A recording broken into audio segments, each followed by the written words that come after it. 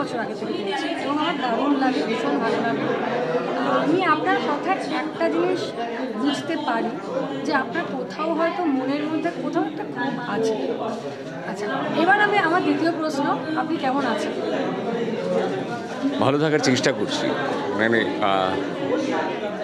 যদি আমি খারাপ থাকি ডিপ্রেশনে চলে যাব, সেটা খুব বাজে জিনিস। আমার স্ত্রী চলে যাওয়ার পরে কিছুদিন হয়েছিল, তারপর আমার মেয়ে বলল, বাবা এভাবে হবে না, তোমাকে ফাইট ব্যাক করতে হবে। তো আমি চলে এসেছি, মানে আবার কাজ শুরু করেছি, থিয়েটার করছি। ন্যাচারালি থিয়েটার আমাকে অনেক বেশি কী বলবো, রসদ যোগায় বেঁচে থাকার। এই আর ক্ষোভ আছে, থাকবে না বললে আর নেই বললে আমি ভুল বলবো, মিথ্যে কথা বলবো। কেন কাস্ট করেন না আমাকে, সেটা প্রডিউসার এবং ডিরেক্টররা বলতে পারবেন, আমি বলতে পারবো না। আপনার মতন এত ভালো একজন অভিনেতা, এত উঁচু মাপের, এত ভালো, মানে অসম্ভব ভালো, মানে আমি তো পার্সোনালি আপনাকে ভীষণই ফেভার করব, অলওয়েজ করব। আমি প্রথম আপনাকে দেখি শিলিগুড়িতে, আমি শিলিগুড়িতে আপনার সাথে ইন্টারাকশান করেছিলাম, সেটা কিন্তু বহু বছর আগে। তখন আপনাকে অন্যরকম দেখেছিলাম, এখন আপনাকে একটু অন্যরকম দেখি, কারণ সময়ের সঙ্গে সঙ্গে মানুষের তো সব কিছুই বদলায়। আর আরেকটা কথা, বঙ্গপুরুষ সম্মান আজকে আপনি পেলেন, কেমন লাগছে আপনার ফিলিং? ভীষণ ভালো লাগছে, কারণ দেখুন, পুরস্কার পেতে আমি বারবার বলছি সবসময় ভালো লাগে, কারণ এটা ভালো কাজ করার উৎসাহ যোগায়, প্রেরণা যোগায়, একটা এনকারেজমেন্ট। হ্যাঁ অবশ্যই। সেটার জন্য আমি কৃতজ্ঞ বঙ্গপুরুষের উদ্যোক্তাদের কাছে, রেড ওয়াইনের কাছে এবং অভিজিৎ বাবুর কাছে অবশ্যই।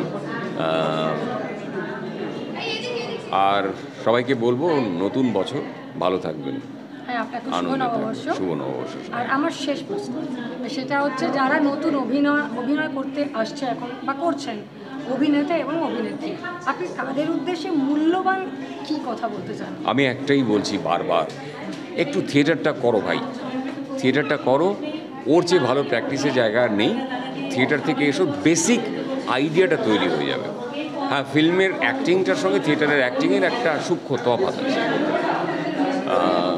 ফিল্মে তোমাকে লেন্স অনুযায়ী কাজ করতে হবে, ফ্রেম অনুযায়ী কাজ করতে হবে।